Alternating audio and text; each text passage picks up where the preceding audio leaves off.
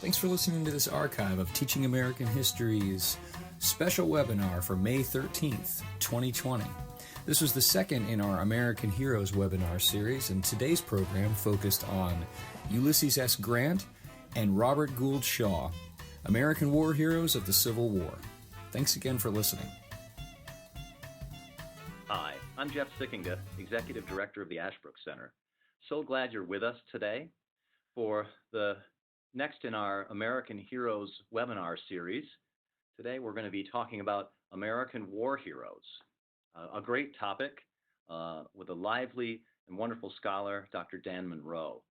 This webinar series, as those of you who have been to the first in our series or the previous series, Insights from History, is put on by the Ashbrook Center. The Ashbrook Center, as most of you know, is an independent educational center located here at Ashland University in Ashland, Ohio.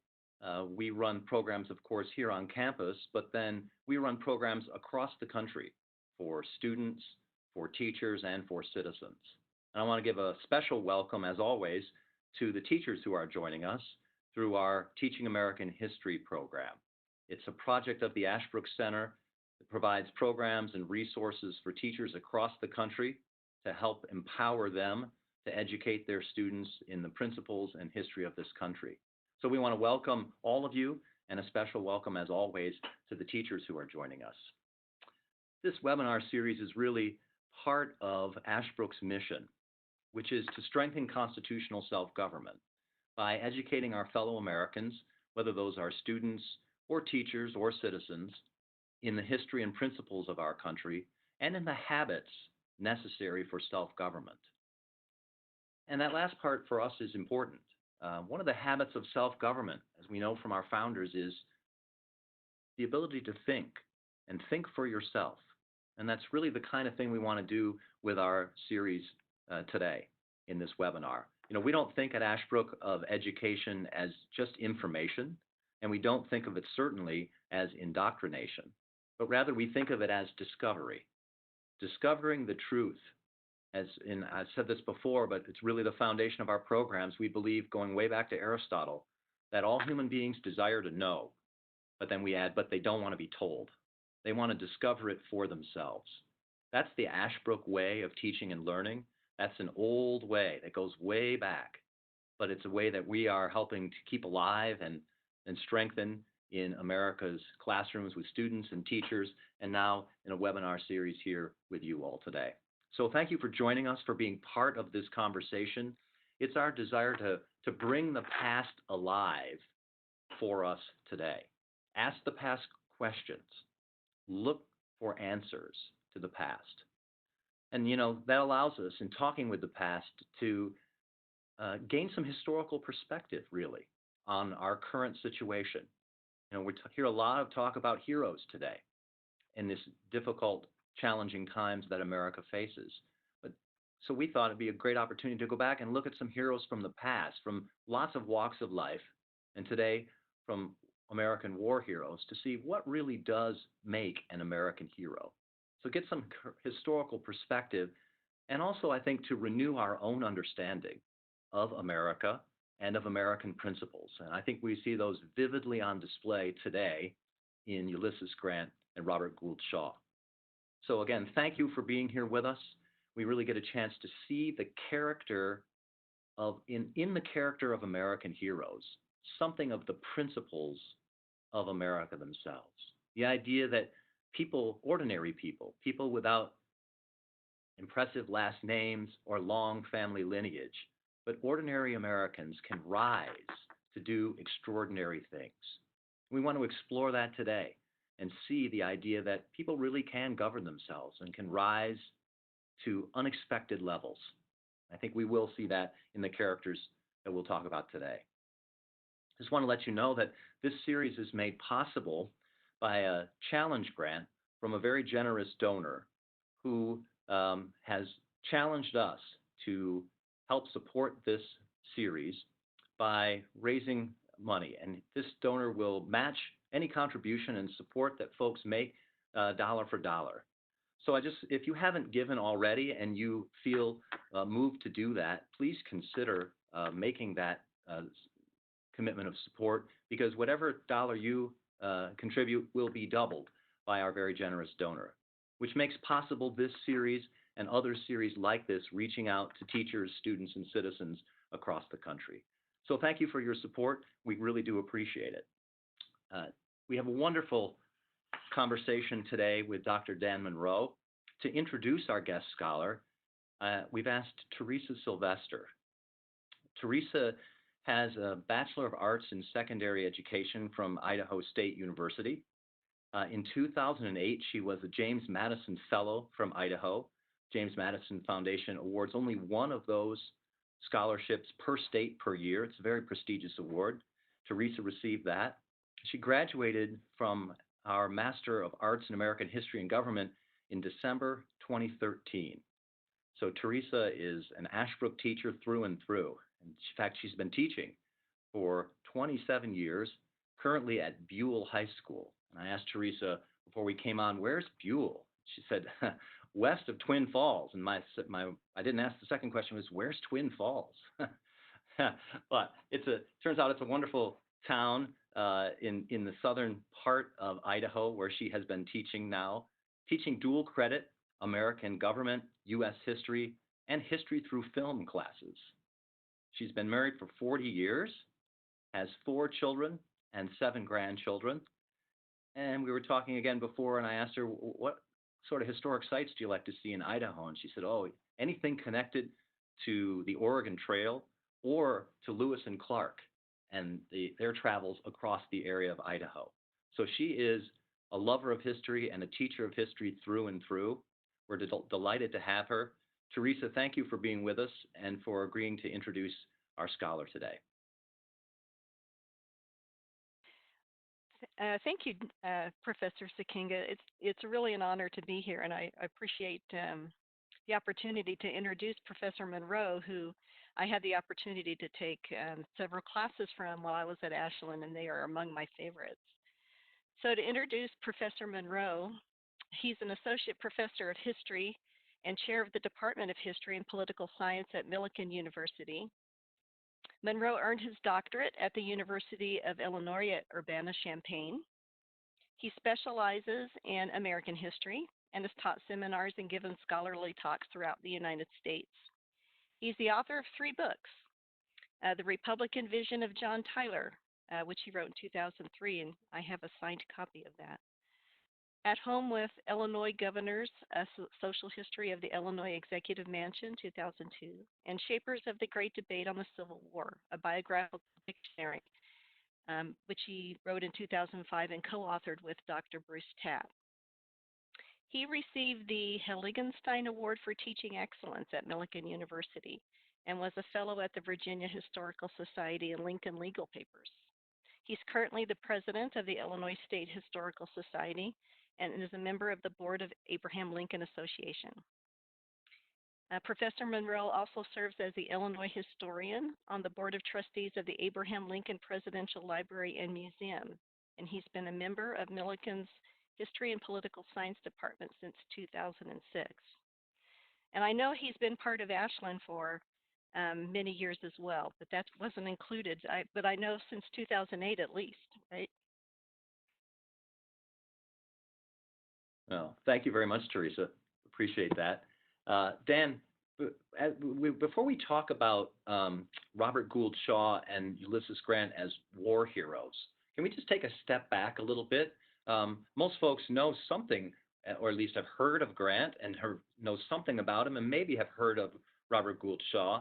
But can we take a step back before the Civil War and talk to us a little bit about their lives and backgrounds before the war and in the run-up to the war? What's interesting and important about these 2 men before the Civil War even breaks out? It's a great question, and I think it's very significant in terms of their future successes in the war. Grant was born, of course, in Ohio, in Point Pleasant, Ohio, to a rather modest background. His father was a tanner, what we today would call a kind of small businessman. And Grant went to the usual kind of crude schools that were available for education then. His father managed to get him an appointment to West Point, and Grant matriculated there in 1839. He was known for his equestrian skills at the point and then in the Army after he graduated. Grant, if you had to characterize Grant, he would be called a horse whisperer. If you remember that show a few years ago, The Dog Whisperer, Grant had a wonderful gift with horses, and was known throughout the Army as perhaps the best rider, which was significant at the time. And also, I think one of the things that you learn about Grant as far as his background is, the kind of portrait of Grant as this kind of crude butcher is belied by his gentle nature with animals. Grant, couldn't tolerate abusive animals and was very sensitive on that issue, and would always try to, see to the horses. And perhaps for that reason, one of Grant's first assignments was in the Mexican War. Was as a quartermaster. Grant was quartermaster for Zachary Taylor's army. He was in charge of getting the mule train up and going when the army moved, which was obviously a considerable chore. And so he served ably and well in the Mexican War. He wasn't just involved in kind of quartermaster duties. Eventually, he saw some combat, some frontline service at his insistence, and did well there. He resigned from the Army in 1854. He was stationed in California away with his family for a long time, and he took to drinking. Now, the level of his abuse of alcohol is much disputed in Grant studies.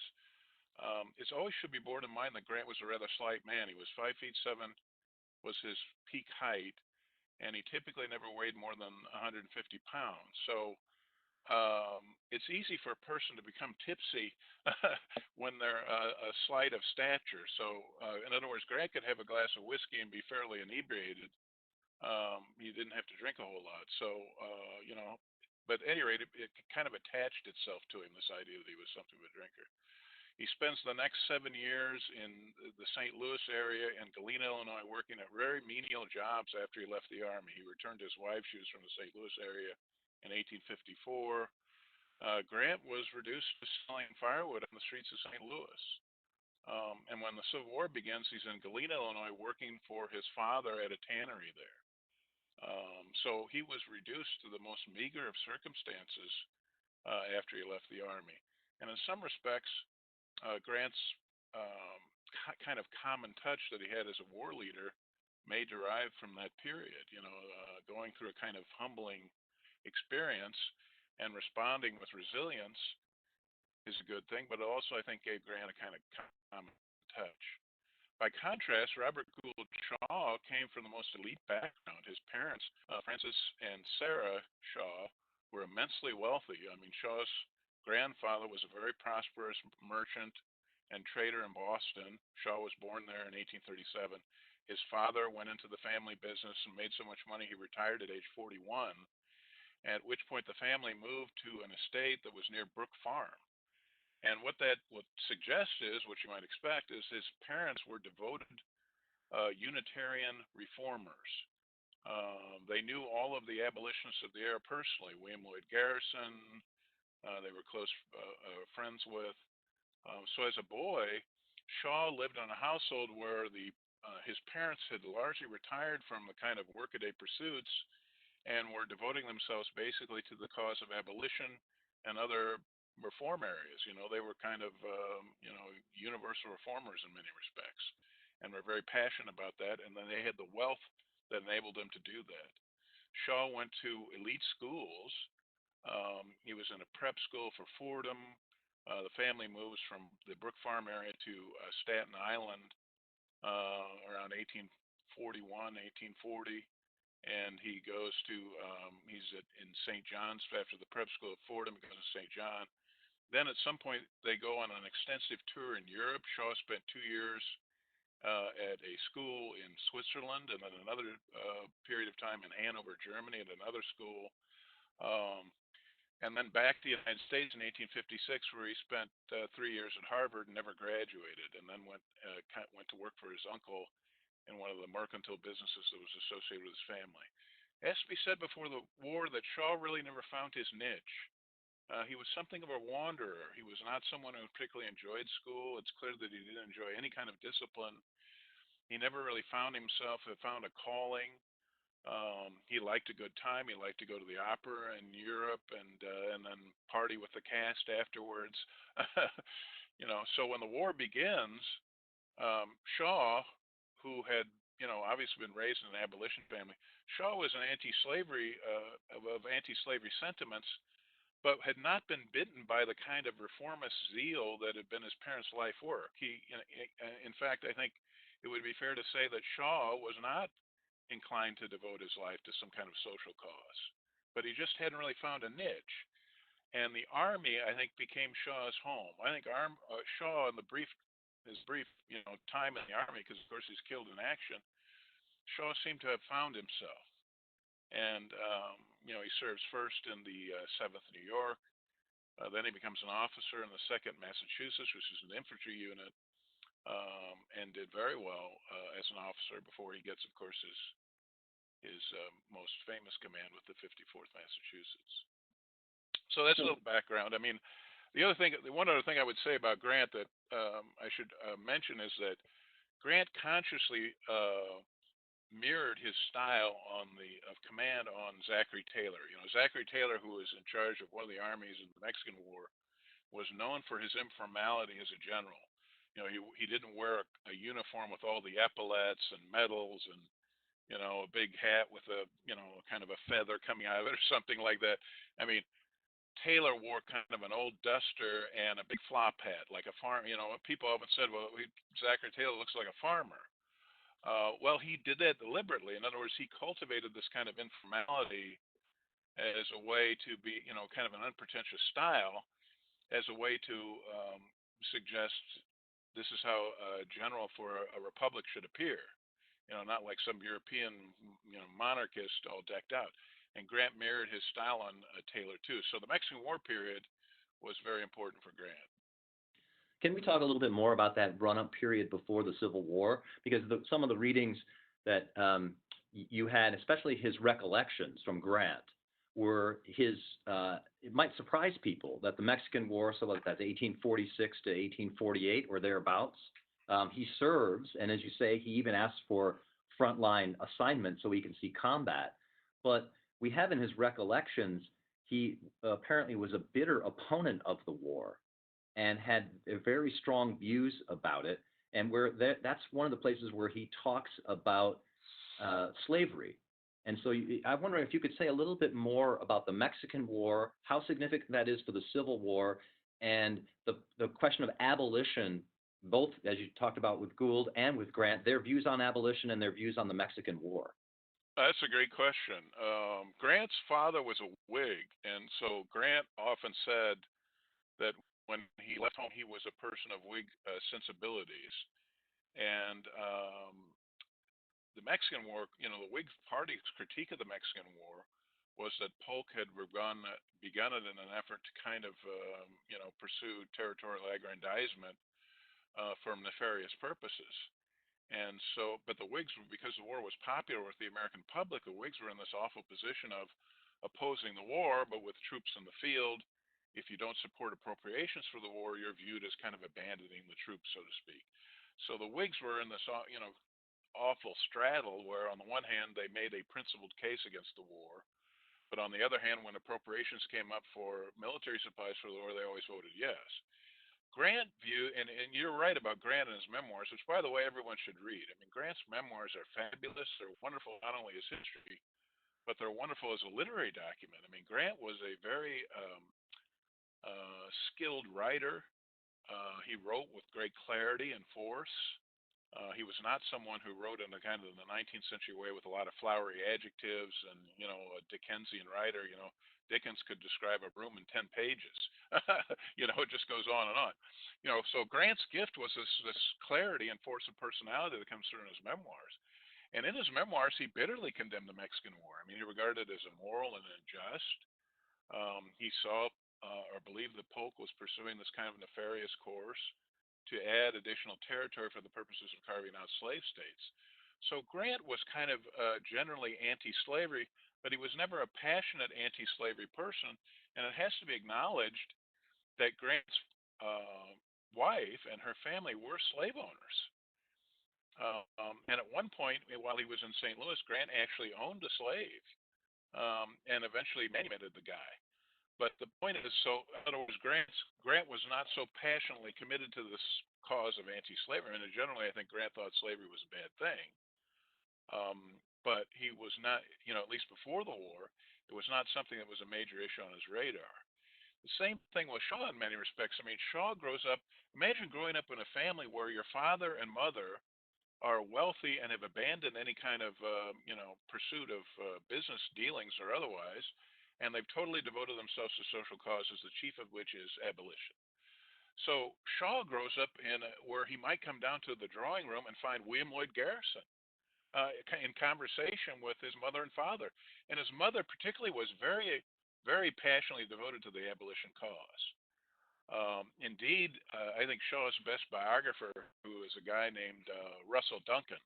Russell Duncan argues that Sarah, Shaw's mother, regarded her son as her John Brown.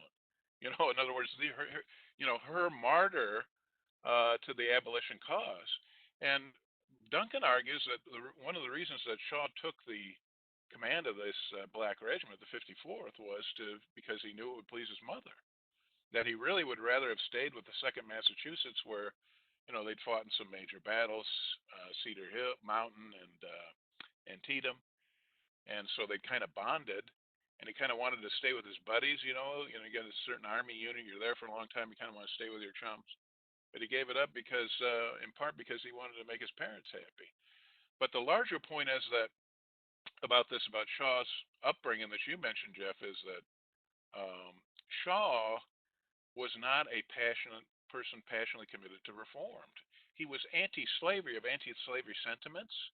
I mean, Shaw speaks at great length about the impact that Harriet Beecher Stowe's Uncle Tom's Cabin, the novel, had on him. That he read it and reread it, and he was convinced of the evilness of slavery, not only because of what he heard from his parents, but because of the picture that Stowe painted. So he was definitely of an anti-slavery cast. But I think that Shaw was never someone who saw himself ever going to devote his life to the abolition as a social movement.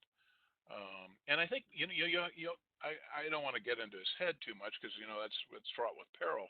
But you wonder if Shaw, living with two very passionate reformers all of his life, who got up every day and thought, how can we defeat slavery as an institution, which is of course a laudable objective. But you wonder if Shaw, as a young man, was just exhausted by that. In other words, after a while, he just wanted relief from that. And you get a sense from his letters, and there's a great collection of his letters, by the way, published by Duncan, that's available in paperback. You get a sense from his letters that he thought slavery was a bad thing, and he wanted to, he joined the army, and part of the reason was his anti-slavery cast, but it was not necessarily the lodestone of his life. It wasn't something that he felt, was the shining star of his existence. So we have, it's really interesting to me, we have two men coming from very different backgrounds, almost as different as could be, really. But both in some ways similar in their character, both sort of, as you're saying, anti-slavery, but not maybe as zealous as others would be, and sort of wanderers in their own personal character, trying to find where to fit in and not quite fitting in. The war, as you said, changes that and sort of lifts Grant from obscurity. And maybe people didn't even realize how obscure and how meager his situation was. And from Shaw being a kind of hanger-on of theater people, which was pretty disreputable in those days. Exactly. We have these two characters who the war somehow seems to transform them or bring out something in them that you would not have seen or predicted before the war. So tell us a little bit about them when the war starts. What's their early war career? And do we see any glimpses of the kind of people that they'll become? Yeah, so Grant is, clerking, if you can call sitting at the counter in a tannery clerking for his father in Galena, Illinois, when the war begins. Because he'd resigned from the army under a bit of a cloud, associated with being inebriated on duty, it wasn't clear that he was going to get a command. He petitioned George McClellan for a gig in the Army as soon as the war breaks out, and McClellan blows him off. So it looked like Grant might end up sitting out of the war at the tannery.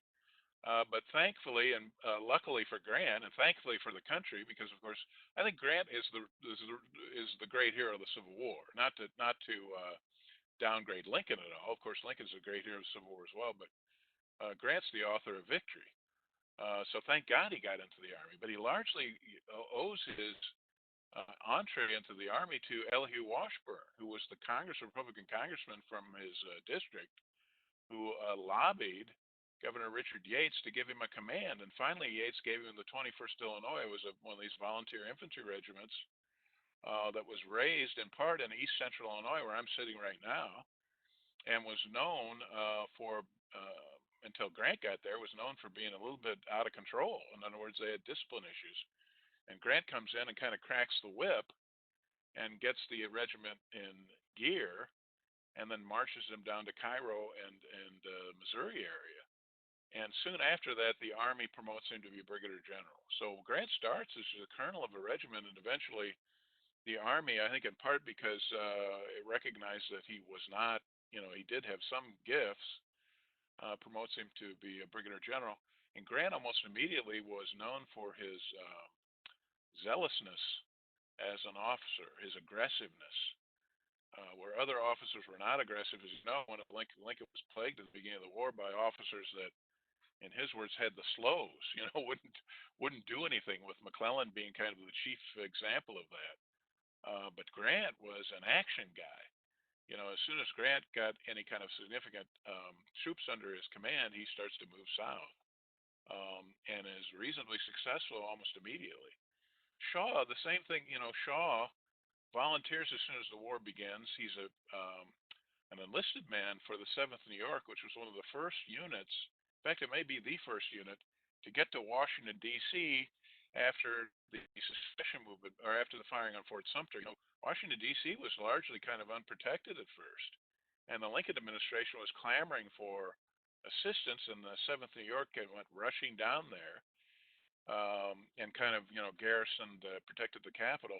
But it was a 30-day regiment. These guys volunteered for 30 days service, and then they were out. So at that point, Shaw gets a second lieutenant commission in the 2nd Massachusetts, and it was that unit where he sees combat in the first year of the war. Most notably at Antietam, he was wounded twice in action. By the fall of 1862, he's a captain. He's been promoted. Duncan's verdict on Shaw, and this is something that I'd have to look into more myself if I really wanted to have an opinion on it, but so I'll go with Duncan. But Duncan's view is that Shaw was a good officer, but not a particularly fabulous officer. In other words, he did his duty, and he did it well, but not so well that he would necessarily be notable, is Duncan's verdict. Which isn't necessarily, there's nothing negative about that. It just means that he's, not suddenly, in the Civil War, some men were promoted from second lieutenant to general, as a result of their actions. Shaw wasn't one of these fellows, but he did, by all accounts, serve ably and well, and did distinguish himself in action, and had 2 war wounds even before Fort Wagner. So then, tell us a little bit about Shaw, and many folks may know that, or may not know, that Shaw was the inspiration for the movie Glory, which is personally my favorite movie of all time. It's an absolutely wonderful film that I can't recommend highly enough to everybody out there. But tell us then a little bit about, by late 1862, as you say, Shaw's an officer. There's been calls during this time for raising a black regiment in the Union Army. There's been a lot of resistance to that. That has to be overcome. Can you tell me a little bit about how the formation of the 54th Massachusetts, the difficulties and obstacles that runs into, and so when that's formed, and then what's Grant doing at the same time as Shaw is doing? So Governor John Andrew of Massachusetts was very committed to the abolition cause. and was anxious to raise black regiments in Massachusetts. So he was lobbying Stanton in the wake of Edwin Stanton's the Secretary of War under Lincoln. So he's lobbying the Secretary of War Stanton, for permission to form these black regiments. And Stanton eventually grants him that permission, moves forward in early in 1863. There was lots of oppositions to black regiments, to black men serving in the Army. It was a terrible racist and prejudicial barrier that existed at the time among not only, I think generally the white population, particularly among officers in the Army and even, civilian officials in the Lincoln administration. The assumption was that they wouldn't volunteer, that if they did volunteer, they would fight poorly. They were only fit for garrison duty or to be behind the lines. All of that had to be overcome just to get them in the ranks.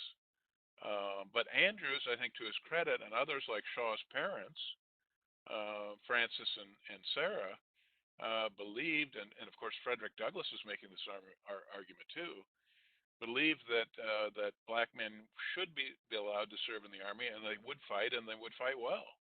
And of course they were quite right. But a lot of barriers had to be overcome just to get them in the rank, at least as far as misconceptions about black men.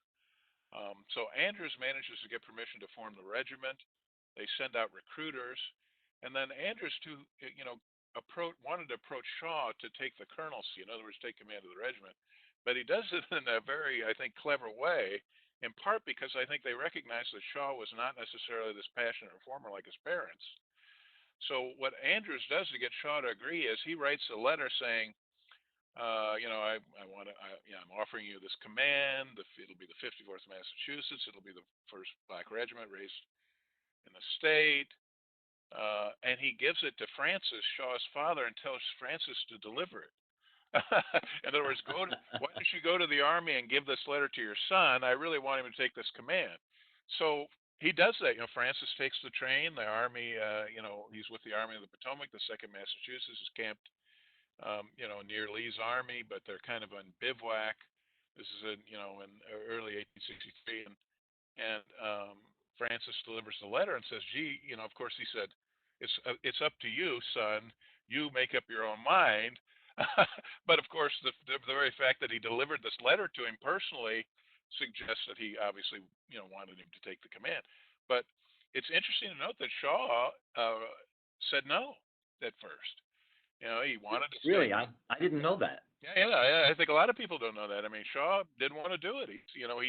He thought about it, and I think what this suggests is that Shaw was no, social reformer. Shaw liked was not opposed to the use of black troops, but he wanted to stay with his buddies in the 2nd Massachusetts, where he had already kind of, established his cred as a combat officer. And also, I think it has to be said that Shaw shared the prejudices of a lot of white men in that era. In other words, he wasn't sure that black men would A, volunteer to serve, and B, if once they got in the regiment, whether they'd fight or not. So he sends his father away with a no, and he gets on the train and goes back to Massachusetts. And after he's gone, Shaw thinks about it for a while and says, I really have to do this. And I think in part because he recognized it would be such a disappointment to his parents if he did not. So he actually telegraphs him. He goes to telegraph, I'll send him a telegram and says, "By the way, don't give Governor Andrew that letter I gave you to deliver," because you give him a letter saying, "Thanks a lot for the honor, but I think I'm going to pass on this. Don't give it to him. I'm going to accept." So he agrees to do it. But it's I think very revealing that his initial answer was no, and then over time he changed his mind. Now, on Grant's side of the equation, Grant in 1862 is winning significant victories for the Union at a time when there was another dearth of victories in other theaters. It's in 1862 that Grant, moves down into Tennessee with the Army and takes Forts Henry on the Tennessee River, Fort Donelson on the Cumberland River, and then has a rather nasty experience at Shiloh on April the 6th, 1862, where Grant's army is camped on the Tennessee River and is attacked at dawn on April the 6th taken unawares, in part, I think, because they pretty much figured that they had the Confederates on the run, and driven back to the edge of the river over the course of the day in heavy fighting with terrible casualties. And one of the most significant things about that whole experience was Grant's unflappability in that situation. The Army is in danger of disintegrating and being destroyed. You know, the worst place for an army to be, arguably, is camped on a river. You know, when you get attacked, and they fell back all day, and Grant, as general, kind of riding around and organizing the defense. When the lines would break, he would get another line set up. At the end of the day, they're pushed back to the very edge of the river, and Grant has established a line of artillery pieces. It's like the Alamo, you know, and because of that, he stabilizes lines at the end of the day. But it's not clear that they're going to survive this. And there's a famous anecdote that's told about this, where at the end of the day, William Sherman, who's the famed, conqueror of Atlanta, one of the great Civil War generals, whose memoir is also worth reading, comes up to Grant in the evening, and it's raining, and Grant's, puffing on the ever-present cigar, and Sherman says to Grant, "Well, we've had the devil's own day today." And Grant famously says, "Yes, but tomorrow we'll lick 'em." In other words, Grant, Shelby Foote in that great series, on the Civil War that was put together in the 1990s that everybody watched. Shelby Foote said of Grant, he had 4 a.m. courage, meaning that if you woke him up at 4 a.m., instead of being freaked out by the news, he would be utterly, composed. And that was a great gift. It's one of those great skills of Grant as a commander, was his kind of unflappability, his resolve. When other officers were panicking, Grant would just puff on a cigar and say, "Hey, settle down, mellow out. We're going to get through this," and then start giving commands. So he demonstrated. I would say in 1862, Grant, although he's not the guy yet, he's clearly demonstrating the characteristics that will make Lincoln eventually make him general in chief of all the armies. And this is, I'm just struck by one of the documents you had us look at as a recommendation of a document, which is Grant's letter to General Buckner of the Confederacy, Fort Donelson. And this is, perhaps you can talk a little bit about his initials, Ulysses S, U.S. Grant. And he says, but I'll just read this, it's very short, sort of illustrating the kind of character you're talking about, I think, where he says, "Yours of this date proposing armistice and appointment of commissioners." So obviously they were having a conversation back and forth about would there be a kind of truce or an arrangement between the Confederates and the Union Army. And he says, "To settle terms of capitulation is just received. No terms except an unconditional and immediate surrender can be accepted." And that's the end of it. Yeah, and this really is one of the, I'm so glad you brought up this document, because it's one of the messages that helps make Grant's reputation. It always has to be remembered that Buckner had been a friend of Grant before the war, and actually had loaned Grant money at one point when he was down on his luck. So Buckner, he's bottled up in this fort and surrounded by Grant and his, army. Buckner expects Grant to be generous. So he sends a note through the line saying, "Well, let's come up with some kind of a, in other words, let's have a negotiation, decide on an armistice and how we're going to work this out." And Grant wasn't having any of it. Grant famously, of course, sends that note that matches his initials, U.S. Grant, saying, well, we want unconditional surrender.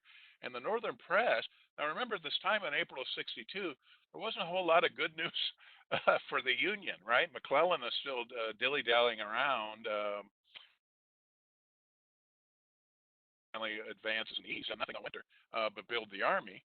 There's kind of a paucity of victories, and Grant takes this forward and demands its surrender in the most uncompromising way. So the newspapers in the North picked this up and played it up big time, and it helps make Grant's reputation, and deservedly so. I mean, it has to be said that note is very reflective of Grant's character. Grant was a fierce and resolute army commander who also recognized that the real foe of his army was the other army. McClellan and some of these other professional officers went for the kind of Zominian view that you should take a city and you should kind of maneuver, and at some point you would take the national capital to the other side, and then that would be the time for a kind of a negotiated peace. Grant recognized that in the Civil War, the real foe was the other army. If you destroy the Confederate army, they'll give up. But taking Richmond, taking Jackson, Mississippi, or whatever, was only good for that purpose, and he knew that from the very beginning. So then we get to the Battle of Shiloh, and one of our attendees asked this question. We're in this point now in the Civil War. The 54th Massachusetts has been formed. Shaw has belatedly agreed to take over, but someone wants to know then, what about Grant, before we move on to Shaw, what about Grant's reputation then? He develops this reputation, his initials, U.S., Unconditional Surrender Grant. But then after Shiloh, was his reputation hurt, and was he ignored for advancement? Because some people wonder, if he was doing so well in the West, and McClellan and the others were dilly-dallying in the East and being outfoxed and outfought by Robert E. Lee, how come Grant didn't rise faster? And does Shiloh and the battle that you just talked about there and the immediate disaster have something to do with that? Oh, I think it definitely does. Although the next day, on April the 7th, Grant counterattacks as he promised Sherman in the morning and drives the Confederate army back towards Corinth, Mississippi. In other words, he rescued the army from defeat, whereas another a general of lesser character might have retreated across the Tennessee River. But the fact that the army had been somewhat taken unawares did cling to him, and there were newspapers in the North that argued that Grant had been drunk. This was not true, but Grant had been drunk. He'd been derelict in his duties, and this accounted for the near disaster at Shiloh. It has to be said too that the casualties at Shiloh were appalling. I mean, over 20 some casualties on both sides together, more than every other. I think the figure is more than every other American war up to that time were killed or wounded at Shiloh. And so that was startling to people. And Grant in his memoir says it was startling to him as well. I mean, it's after Shiloh that Grant realizes that this is going to be a terrible struggle. Not that, in other words, not that he didn't think the war was bad before, but he recognized the magnitude of it after Shiloh. It was really going to be a killing, machine. So he absolutely is eclipsed after the battle. He gets this newspaper criticism. Henry Halleck, his boss, actually comes to the army outside of Corinth and takes over and makes Grant his second in command for a while. And Grant was very upset by this. I mean, Grant reviewed it as a rebuke because, what does a second in command do? Well, not much, So Grant didn't have much to do. And he contemplated just resigning from the army. But he stayed with it, and at some point he was reinstated, and Halleck kind of went back to Washington, D.C., which was his kind of natural niche. And then after that, Grant embarks on the Vicksburg campaign. And so, as far as addressing the question, I mean, I think Grant's career was in danger of being nipped in the bud after Shiloh, but he survives it and goes on to win great victories at Vicksburg and then in the West at Chattanooga. But it took time to accomplish those things in the West before he was called to the East. But the very fact that he accomplished those things, the Vicksburg campaign was a brilliant affair, and much to his credit, and it really helped make him on the obvious choice to lead all the armies to victory. But it took time for him to make that mark on Lincoln and others. So in the meantime, in 1863, Robert Gould Shaw is organizing and disciplining and training the 54th Massachusetts, which nobody expects is going to go to the front lines and fight, or very few people expect that. The men in the regiment might want that, but again, that was pretty radical for that day. Tell us a little bit about, especially folks who are not very familiar, haven't watched the movie or aren't familiar with the history of the 54th. What are the problems in organizing and training this group? How does Robert Gould Shaw kind of overcome those obstacles? And then tell us about the Battle of Fort Wagner. So absolutely. So let me just say as I begin this that I think the world of the movie Glory too. So I was so glad to hear you recommend that. I try to find an excuse to show it in almost every class. Not just a Civil War class, but the other classes too, because I think so highly of it. I mean, we historians can be very critical of films that are supposed to be based on historical events because often they're terrible and bogus. But Glory is just magnificent in so many ways. It's just wonderful. And Matthew Broderick actually looks like Robert Gould Shaw. He actually bears a physical resemblance to him.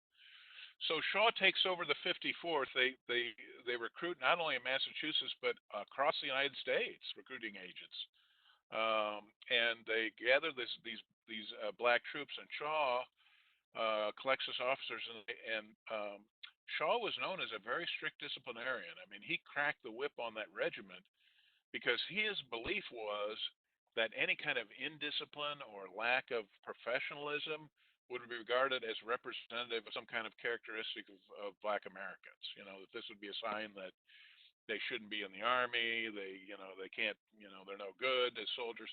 So Shaw really cracked the whip. I mean, he was known for being rather fierce in disciplinary methods. But it worked. I mean, it was by the time that Shaw gets done with them in May of '63, when they go off to combat, they're a crack regiment. I mean, he's got these guys. I mean, they were so good that they would have when they did their daily drill, and typically they ended their day with a review, where they'd march in front of the officers. People would come and watch. They're out in Reedville, Massachusetts. People would come and watch and see the regiment go through its paces because it was so known for its gifts, which speaks highly of him. I mean, in other words, he got them ready for combat. I think Shaw also bonded with his men during this time. I mean, Duncan argues in his biography that Shaw did share the prejudices that many white men felt towards Black Americans at this time. In other words, he wasn't sure they would fight. But through the course of the training, it was clear that they were gifted soldiers. That they, in fact, took the discipline very well, were clearly ready to fight, and were committed to the cause. Shaw really bonds with them, and so they're ordered to South Carolina in May of 1863, basically to assist in operations there. Of course, the Union Army had captured some of the barrier islands and was besieging Charleston. And so they get there and they participate in some early, minor episodes, what we would call kind of skirmishes. There was a rather infamous episode, or at least infamous to some, where Shaw's unit was part of a force that captured Darien, Georgia, and burned it to the ground, which Shaw didn't like, and was very critical of the orders to do that. He thought that wasn't a good idea to go around burning towns. But the highlight, of course, of the unit's service was the Battle of Fort Wagner, where General Strong was in charge of a big brigade of Union forces' attempts to assault and capture this fort that was on an island that was at the mouth of the harbor where Charleston. It was basically a barrier island protecting the harbor, which they put cannon and everything like that. And Shaw volunteered to have his regiment lead the assault. And just as you see in the film Glory, that's precisely what they do. And many of the actions that you see in the film were true to life. In other words, before Shaw leads that charge, he gives the the newspaper correspondent letters to his family, and basically says, if I don't make it, make sure you get these letters. And then he goes and kind of chats with the men, smokes a cigar, and then he strides to the head of the regiment and leads them right into the teeth of the fort. It was a very valiant charge. It reminds me in many respects of what happened in the Pacific, where the Navy would bomb like Tarawa, one of these islands held by Japanese garrisons, and it would look like the garrison would had to have been obliterated. And then the Marines would land, and in fact they were not obliterated. They were ready, and they had this horrible battle. The same thing had happened at Fort Wagner. There was a tremendous naval bombardment that had gone on for hours, and the assumption was, well, nobody could survive that. And then when they charged, of course, they discovered that the garrison had survived that and was just waiting for them. So they're just, it was just awful, terrible, terrific casualties. They're mown down by the bushel. By all accounts, Shaw miraculously survived the firing, which began at 200 yards, and the unit went through all of this and actually mounted the parapet. In other words, they got to the top of the fort wall, and then Shaw was shot and killed. Now, there are two accounts of this. One has him falling into the fort. The other has him falling outside of the fort. But he's killed at just as, basically standing on the parapet, waving his saber as his unit establishes a beachhead there on the walls of the fort. They actually held that for about an hour and then were driven back. So just to have done that was remarkable. And of course, in death, just as in the film, in the aftermath, there was something like 800 killed in that assault, not only in Shaw's regiment, but in other regiments that attacked into the port. The Confederate Army records show that they buried 800 dead from the Union soldiers the next morning. But they threw Shaw in a trench and then actually piled black soldiers on top of his body and then covered it up. The other white officers they repatriated, which was typical in the Civil War. When officers were killed, it was considered courteous to hand over the bodies, or to kind of exchange the bodies as a kind of a mark of civility, or just kind of military courtesy. But Shaw was buried with his black troops, which was regarded by the Confederate officers as a way to insult him. But his family, notably, within a month or so, the Union Army took Fort Wagner. The Confederates abandoned it.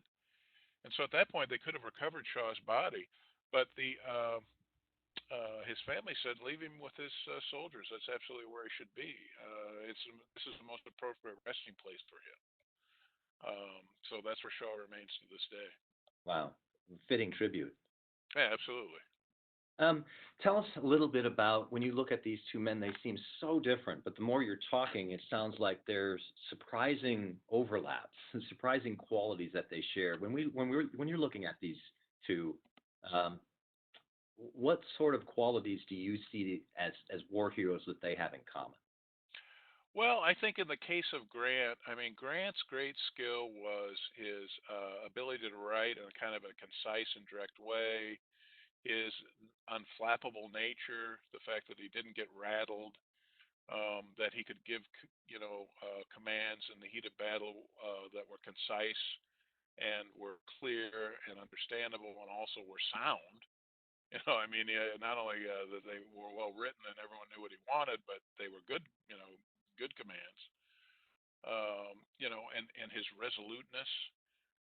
And I also think that Grant recognized that he had a certain destiny and embraced that destiny. Once he got back into the Army, he had kind of found his niche in life, and he embraced that and did very well. The same thing with Shaw. I think when Shaw gets into the Army, he's found his, place in life, and he embraces that. Now, I don't think Shaw ever saw himself as becoming a kind of martyr to abolitionism and a martyr to black civil rights. But when the opportunity came, after initial hesitation, Shaw embraced it. And before the battle at Wagner, Shaw knew that he was likely to be killed. He expressed fear to people before the battle, before the event, saying, I'm very concerned I'm not going to make it, and rightfully so. But he did it anyway. In other words, Shaw, who was not someone who had been a passionate reformer, in the end embraced his destiny and recognized that this is a cause that is worthy of a life. Like Robert Jordan in Hemingway's For Whom the Bell Tolls, who gives his life in service to the Spanish Republic and recognizes that that's going to be his fate. Shaw recognized that his fate as well was bound up in making the case for black civil and political rights, a case that the 54th martyrdom really did.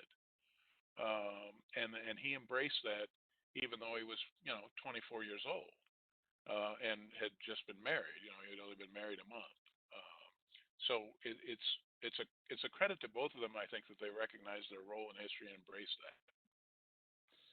And another attendee was interested in knowing, of course, Gould Shaw is killed in the Civil War. Grant survives, obviously. He becomes extraordinarily famous and popular. He's elected president.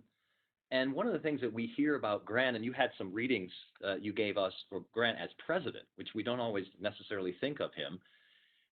Clearly, he is important in his own mind for enforcing Reconstruction and guaranteeing equal civil rights to all Americans, as he puts it in several places. But one person wanted to know the qualities that served him well in war. Did they serve him well as president, or is the common understanding of Grant, great general, bad president, is that true, or is that a slander on Grant? I don't think so. I think it's a slander on Grant. It's refreshing that in the last 20 years or so, the historiography on Grant has gotten much more positive, and his biographers acknowledge that his presidency was not this terrible disaster that it was portrayed in the historiography for more than a century after the war. Grant had his faults as president. I mean, Grant was not a politician. And so Grant sometimes neglected an important part of politics, which is schmoozing people. In other words, if you want to get something out of the Senate, you've got to get together socially with the senators and have a few drinks and do some horse trading. But Grant had been in the Army. Not in politics, Dan. I mean, it's just the way things are done, as you know.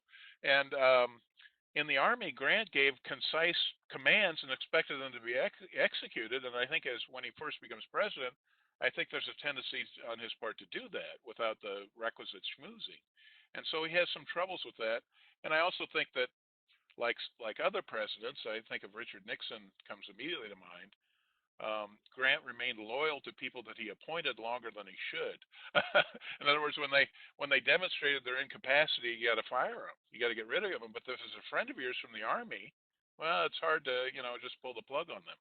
But what I do, so those are some of the things I think you could suggest that Grant was not perfect. But what I will say is that in favor of Grant, what's changing the historiography on him is Grant was devoted to civil rights.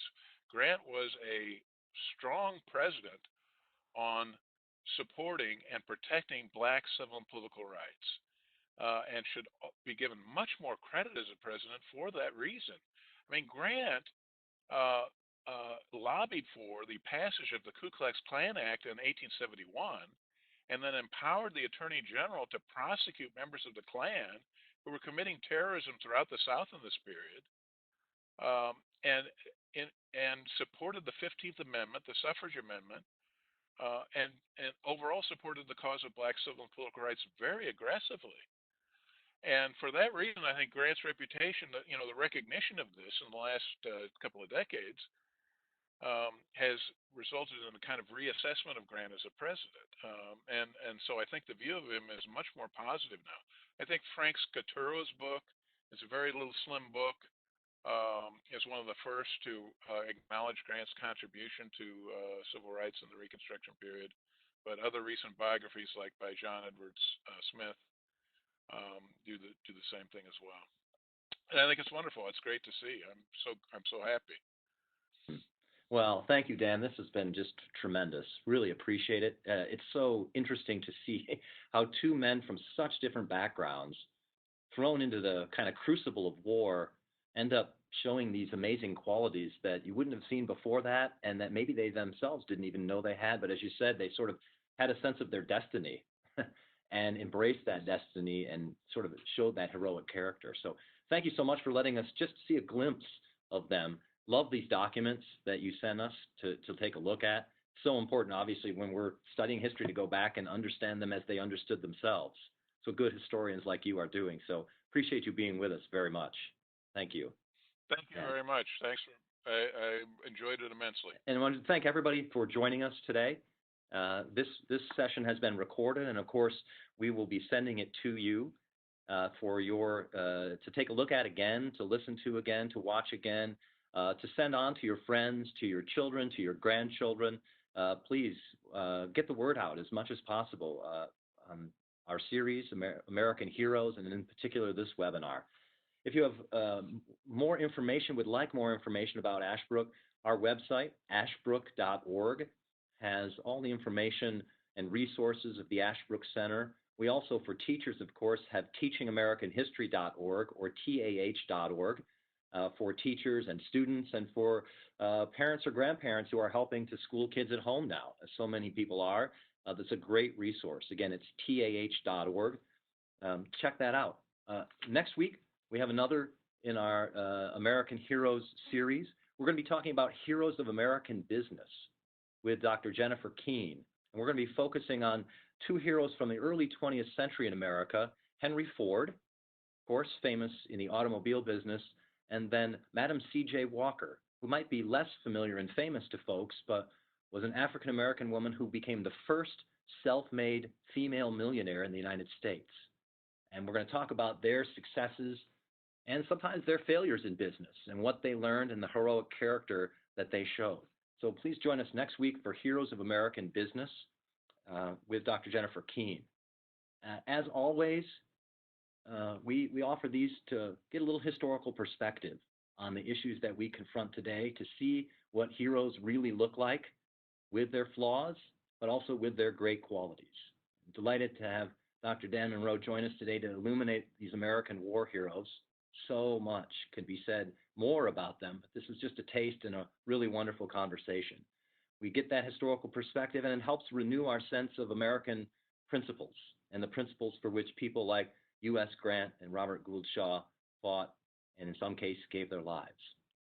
Gives us hope that these principles can inspire and encourage, just as they did in the Civil War, they can do the same for us today.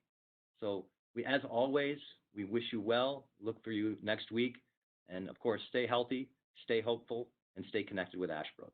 Thanks for joining us. Thanks again for listening. You can learn more about our webinars, online and in-person teacher programs, and our documents-based resources at teachingamericanhistory.org or TAH.org.